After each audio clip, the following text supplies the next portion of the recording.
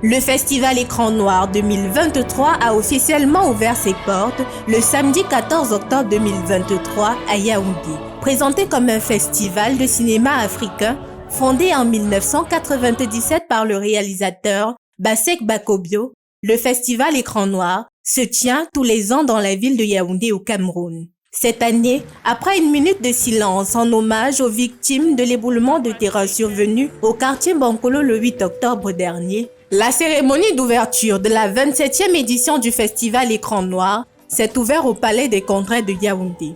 Sur la montée des marches, du glamour au rendez-vous, en plus des strass et des paillettes, ont marqué l'ouverture de la cérémonie. Globalement, de nombreuses articulations ont meublé cette cérémonie, entre autres de riches prestations musicales, cas de la prestation remarquable du célèbre pianiste camerounais Ruben Binaim Bikoy et celle des membres du collectif Kemitset. Cette édition sera soulignée par des projections en accès libre au public. Grosso modo, une 50aine de films seront diffusés entre l'Institut français camerounais, la Citabella, l'Institut Goethe situé au quartier Bastos à Yaoundé. De plus, les 300 000 visiteurs attendus au village du festival au Musée national auront droit à des ateliers de formation d'écriture de scénarios en actorat et en production. Un jury sera également chargé de sélectionner les meilleures productions entre longs métrages nationaux et internationaux, les documentaires longs, les fictions et les courts métrages. Les vainqueurs seront alors connus lors de la clôture du festival le 24 octobre prochain.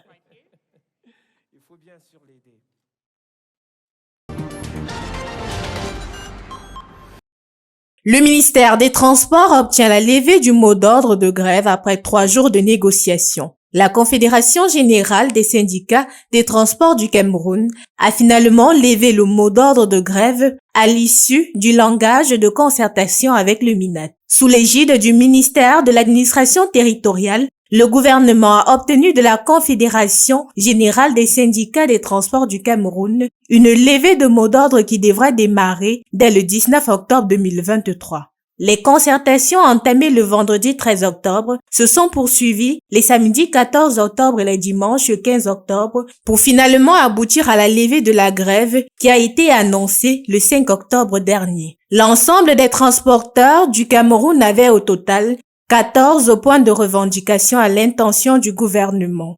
Au terme du dialogue engagé avec les membres du ministère de l'administration territoriale, 6 d'entre elles ont été jugées pertinentes par les différents partis. Des revendications à savoir la signature de l'expansion de la convocation collective du secteur des transports routiers, le règlement des droits des travailleurs du chantier naval du Cameroun licenciés pour motif économique. Les points restants seront progressivement examinés par l'administration territoriale dans un communiqué. Le ministre de la Santé publique, Manaouda Malachi, a lancé hier, 12 octobre 2023, en rapport avec la Journée africaine de lutte contre les faux médicaments, une traque aux vendeurs des médicaments de la rue. D'après l'Organisation mondiale de la santé, plus de 116 000 décès en Afrique subsaharienne seraient dus à la consommation de faux produits médicaux. La contrefaçon des médicaments est un phénomène en partie mafieux et en pleine expansion depuis la fin des années 1990. Si la falsification des médicaments est donc la définition la plus large qui englobe la contrefaçon et permet un champ d'action plus étendu, les faux médicaments peuvent être très dangereux pour la santé, et ce pour diverses raisons. Au vu de l'importance du médicament, de sa nature délicate, des impératifs de sécurité et d'innocuité, le gouvernement de la République a réglementé sa distribution au Cameroun. L'État, sous la houlette de Monsieur le Président de la République, son Excellence Paul Biya, comme vous le savez, œuvre depuis continuellement à l'amélioration de la disponibilité et de l'accessibilité du bon médicament.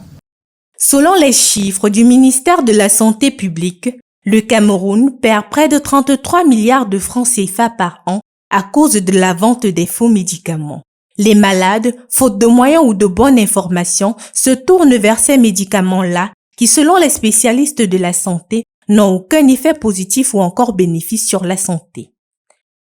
Des médicaments peu coûteux sur le plan économique, mais très coûteux en ce qui concerne la santé des organes humains.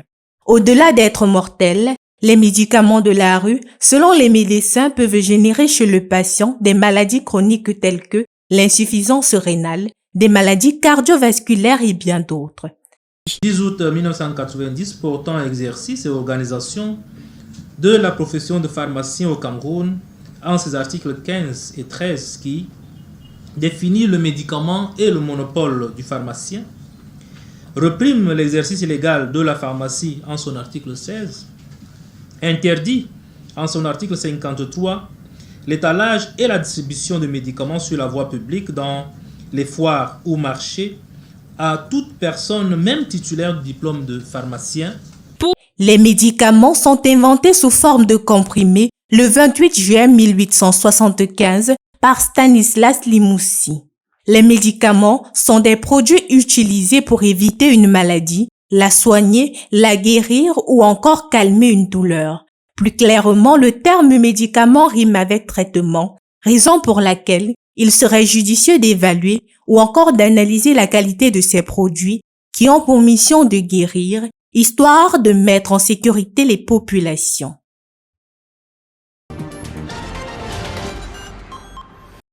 Après avoir battu Cyril Gane en 5 rounds lors de son dernier championnat UFC, Francis Ngannou montera à nouveau sur un ring de boxe le 28 octobre 2023 à Riyad, en Arabie Saoudite, contre le champion des poids lourds Tyson Fury. Le prédateur, comme on le surnomme, a atterri en Arabie Saoudite le mardi 10 octobre 2023.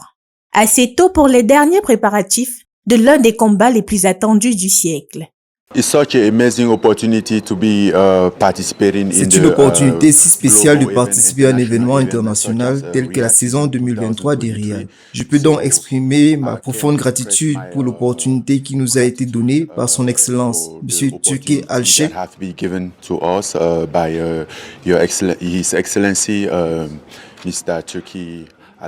Conseiller à la Cour royale et président de l'autorité générale pour le divertissement. Je suis très excité de faire partie de cette saison. C'est un honneur. Ma promesse pour ce combat est simple. Nous allons leur donner la meilleure opportunité, la meilleure expérience. Au cours de ce combat, nous donnerons tout sur le ring.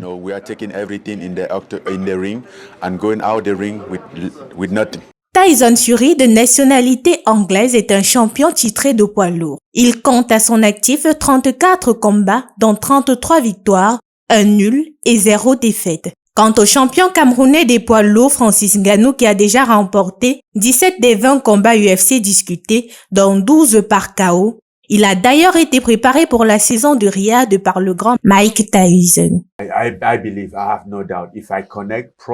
Je crois que je n'ai aucun doute en ce qui concerne l'issue du combat. Maintenant, la chose la plus importante pour moi est de savoir comment manier mon adversaire. Je suis concentré et je n'ai pas d'inquiétude envers moi-même. Je sais que si je me connecte réellement à lui, je vais vaincre. Ce combat intervient quelques semaines après que Cédric Doumbé, un autre combattant camerounais de l'UFC, a établi une victoire contre Jordan Zebo sur un KO au bout de 9 secondes. Il semble que les Camerounais soient très performants dans les sports de combat cette saison. Il ne reste plus qu'à espérer que Francis Ngannou escrive une nouvelle victoire à son palmarès. Le ministre en fonction de l'administration territoriale Paula Tangandji a agressé une mise en garde au conducteur des mototaxis le 26 septembre 2023. Au cours d'une réunion tenue à l'hôtel de ville de Yaoundé avec les membres des syndicats des conducteurs de mototaxis, le gouverneur de la région du centre, le préfet du département du Fundi et les 7 sous-préfets de la ville de Yaoundé, le ministre a tenu à spécifier les actes régulant l'activité de mototaxi au Cameroun et dans la ville de Yaoundé en particulier.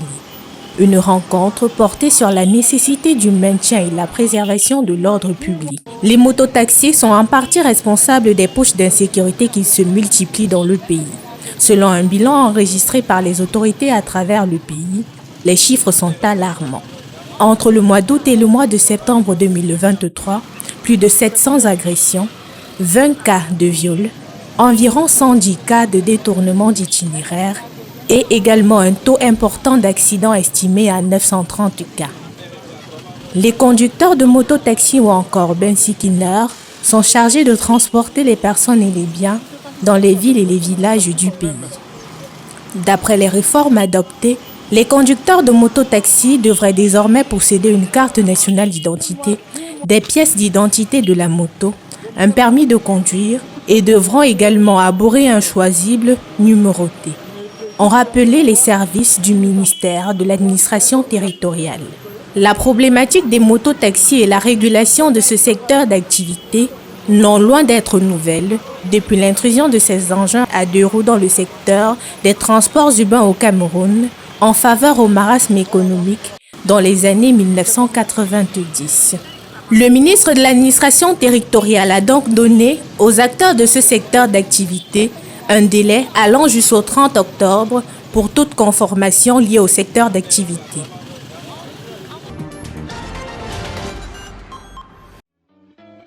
La révolution, si elle promet un avenir radieux, elle part d'abord de sacrifices permanents. Et ces sacrifices, nous sommes décidés à les assumer. Camarades, l'impérialisme. L'impérialisme. Vive la révolution. Vive le capitaine Thomas Sankara. Pour ceux qui ne le savaient pas ou qui l'ont oublié, chaque 15 octobre, nous nous rappelons le décès de Thomas Sankara. Alors, Étienne Seynou, que pensez-vous, ou du moins, pensez-vous que les combats de feu Thomas Sankara sont justifiés aujourd'hui? Oui, d'abord, il faut revenir un peu sur son combat avant de voir si c'est d'actualité. Thomas Sankara, c'était donc un jeune révolutionnaire, il ne s'en cachait pas, qui a fait un coup d'État et engagé une révolution dans son pays, une révolution qui a été assez éphémère, puisque son passage au pouvoir était très éphémère. Il a au pouvoir en 1983 et il est assassiné en 1987, donc quasiment 4 ans. Mais le peu de temps qu'il a passé au pouvoir, il a marqué la mémoire, il a marqué l'histoire à travers cette révolution dont l'objectif final, c'était de rompre avec l'impérialisme. Rompre avec l'impérialisme, faire du Burkina Faso un pays où les gens, où le peuple est libre, libéré de la domination étrangère. C'était ça son objectif. Et maintenant, est-ce que ce combat-là aujourd'hui est d'actualité? L'actualité nous montre qu'effectivement, son combat est en train de continuer. Parce que vous savez qu'il y a eu un coup d'État au Burkina Faso et ceux qui ont fait ce coup d'État, les militaires qui ont fait ce coup d'État, on voit qu'ils ont tendance à vouloir s'inscrire dans cette lutte-là de Thomas Sankara, à savoir rompre avec la puissance, l'ex-puissance coloniale qu'est la France, en dénonçant un certain nombre d'accords, en dénonçant la présence militaire, en dénonçant, etc., beaucoup de choses. Ils ont véritablement la volonté de couper le cordon ombilical qu'il y a entre le Burkina Faso et la France, et avec des effets néfastes que l'on connaît, on va essayer d'aborder ça plus tard, pour faire du Burkina Faso un pays libre. Ça, c'est au moins ce qu'on peut voir en apparence depuis que ce groupe de militaires est au pouvoir. Mais il est trop tôt pour tirer cette conclusion. Mais a priori, c'est ce qu'on observe. Laissons le temps encore, quelques années, parce qu'on a vu comme ça aussi certains venir comme ça et après ont changé, ont retourné les vestes, etc., etc. Théoriquement, en principe, selon ce qu'on voit, ça s'inscrit dans cette même lutte de Thomas Sankara. Autrement dit, les différents combats de Thomas Sankara ont une raison d'être aujourd'hui, vu que le Burkina Faso n'est pas totalement libéré, selon vous. C'est pas seulement le Burkina. Toute l'Afrique n'est pas encore libre. Libre, ce n'est pas avoir l'indépendance, c'est avoir l'indépendance du drapeau, c'est pas avoir ce nombre de choses. L'Afrique n'est pas encore totalement libre. Les faits le démontrent, c'est pas des points de vue que je prends, c'est pas des jugements de valeur. Les faits, les travaux scientifiques ont démontré que le système colonial perdure encore en Afrique. Nous continuons à dépendre de l'extérieur. Et cette dépendance sera achevée, Jean Ziguet le dit, lorsque toutes tous les États en Afrique n'auront plus une influence extérieure dans leur politique, dans leur gestion. Est-ce déjà le cas? On ne sait pas. Il y a des tentatives de rupture qui ont été observées depuis les années 60. Depuis même que les Blancs sont arrivés ici, il y a eu cette tentative-là de rompre, de faire de l'Afrique le centre de ses propres décisions. Lorsque cet objectif-là sera atteint, on pourra parler des libertés de l'Afrique. C'est-à-dire prendre ces décisions sans une influence extérieure, sans une ingérence. Prendre ces décisions sans une influence extérieure, sans se voir dicter des trucs, voilà, en utilisant nos propres choses. Vous voyez par exemple la monnaie, nous utilisons une monnaie qui n'est pas la nôtre. Nous utilisons même nos frontières, ce n'est pas les Africains qui ont tracé ces frontières. Les langues qui sont officielles ne sont pas des langues africaines. C'est là que s'inscrivent les preuves de la liberté et de l'indépendance de l'Afrique. La France ne comprend pas l'Afrique. Et il est grand temps qu'elle la comprenne. Il y en a qui demandent mais où se trouve l'impérialisme? L'impérialisme, regardez dans vos assiettes quand vous mangez. Les grains de riz, de maïs, de mil importés, c'est ça l'impérialisme, n'allez pas plus loin. N'allons pas plus loin. Le feu président Thomas Sankara prend le pouvoir à l'âge de 33 ans. Oui. L'actuel président du Burkina Faso, le capitaine Ibrahim Traoré, lui, il prend le pouvoir à 34 ans. Et sa toute première sortie officielle lors de son discours au sommet Russie-Afrique, on a l'impression d'écouter un des discours de Thomas Sankara.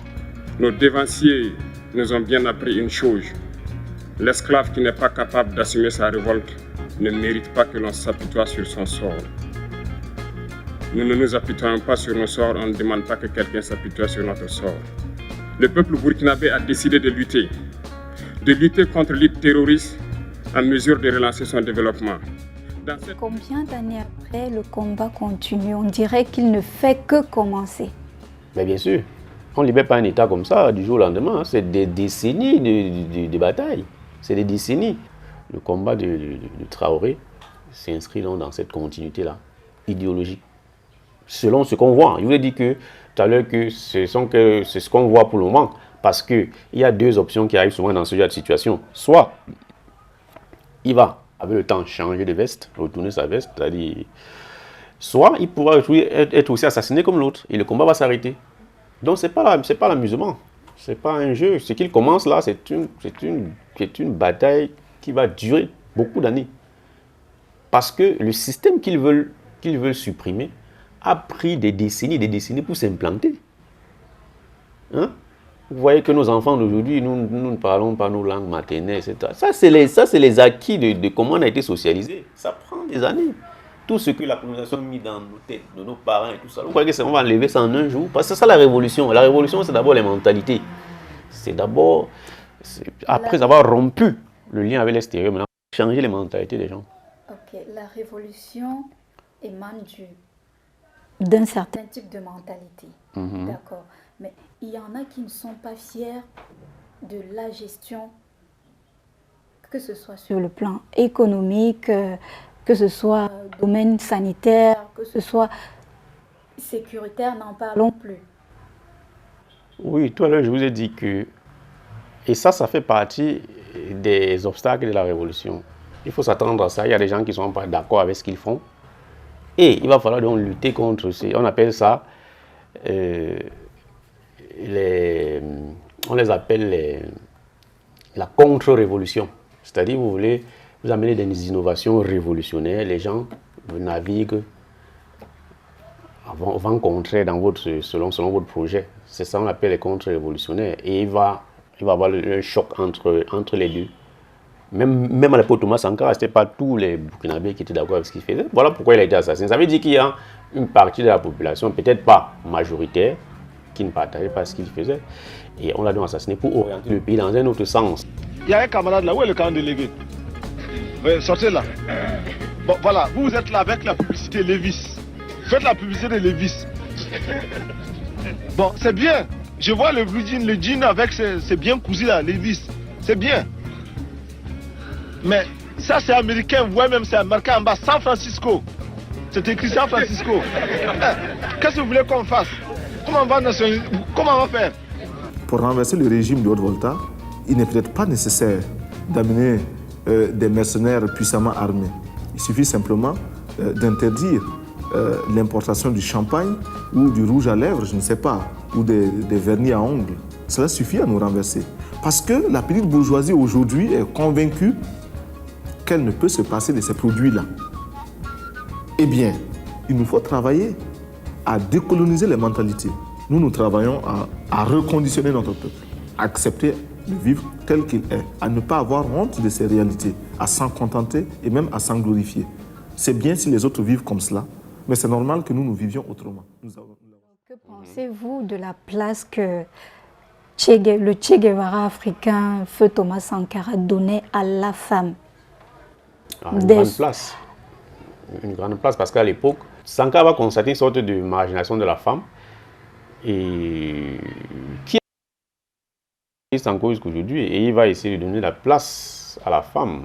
Il demandait par exemple que les hommes laissent leurs épouses aller au marché faire le commerce. Voilà, bien sûr. Travailler pour celles qui pouvaient exercer un métier et celles qui pouvaient même donner, assister les hommes dans les chantiers, dans les constructions de bâtiments.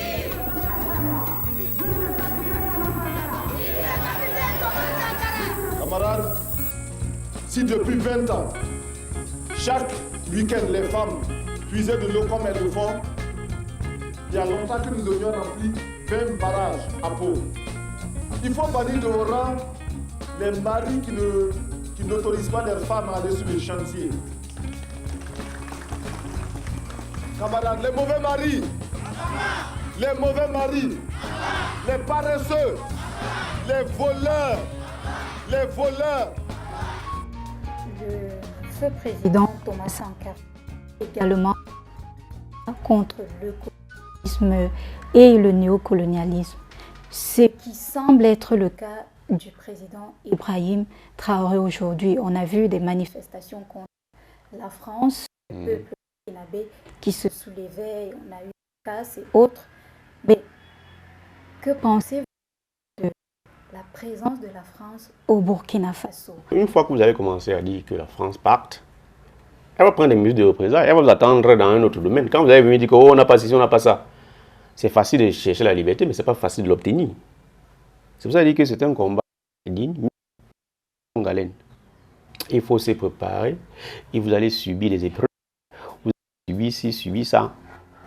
Parce que dès que la France va partir, s'il y a un système, si l'insécurité arrive là, ne soyez pas les premiers à aller encore demander de revenir, ça sera à l'armée française de partir.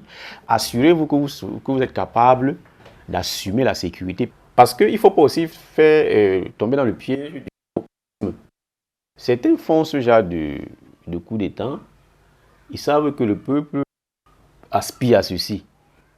Il y a un sentiment anti-français. Ils exploitent le nom à la France, et c'est là pour conserver leur pouvoir. Mais avec le temps maintenant, voilà, etc., etc.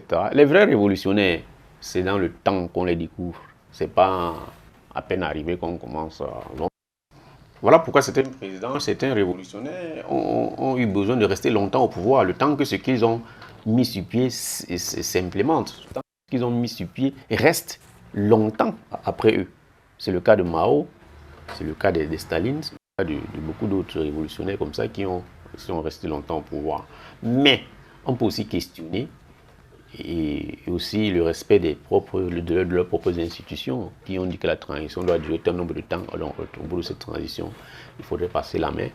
Voilà. Mais s'ils ne le font pas, peut-être qu'ils ont leur raison, qui est la raison que je dis là, c'est-à-dire qu'ils ont besoin du temps pour bien mettre sur pied et que s'ils sentent que s'ils passent la main, pouvoir retourner le pays en arrière, donc envoyer le pays dans notre... Comme ça a été le cas après. Parce que quand Blaise Compaoré, l'assassin, il introduit ce qu'on appelle la rectification de la révolution. Il dirige le pays dans une autre direction, quasiment voilà, ça. Peut-être le au pouvoir, le fait qu'il y ait peut-être c'est ça la raison. Libre au peuple, c'est au peuple de juger en fait. Nous ne sommes que peut-être des observateurs. C'est au peuple de dire, si le peuple juge que ce qu'ils font est bien, continue dans ce sens. Si le peuple juge que ce qui n'est pas bien, eux aussi vont se lever aussi pour dire que cela parte. Donc tout ça, c'est au peuple de voir. Mais déjà, leur initiative est à encourager et à féliciter parce que moi, je parle à tout, je suis aussi africain. Nous, Africains, on doit comprendre qu'on a un besoin de souveraineté et que la France, si elle pouvait comprendre ce qui s'est passé lorsqu'elle a été envahie par l'Allemagne, la hargne que les Français ont eue pour chasser les nazis, c'est vrai que ce n'est pas seulement de leur propre force qu'ils ont pu chasser les nazis, il y a eu l'aide des Américains, de l'armée américaine, mais le travail des Français a été important. Nous aussi que les Français se mettent dans notre, parce que c'est ce que nous sommes aussi en train de subir et que nous voulons, et que les Africains ne veulent plus aussi, et se assujettir à l'impérialisme. Camarades, l'impérialisme, le colonialisme, le néocolonialisme, le fantocisme, le voleur, le paresseux, le détonneur, le mangouilleur. Je vous quitte en vous disant tout simplement à bientôt, à très bientôt et pour toujours.